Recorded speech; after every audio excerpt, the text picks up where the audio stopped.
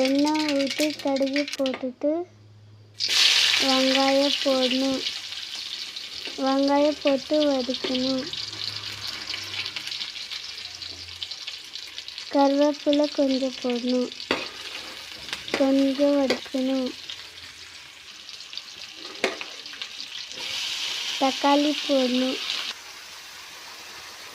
அது வதங்கிண்டோ குழம்பு போட்டுக்கணும். போட்டுட்டு நல்லா வதக்கணும். வதங்கிண்டோ தனியா பவுடர் கொஞ்சம் போடணும். கார பவுடர் கொஞ்சம் போடணும். உப்பு 1 ஸ்பூன் போடணும். போட்டு நல்லா கலக்கணும். போட்டு நல்லா வதக்கணும்.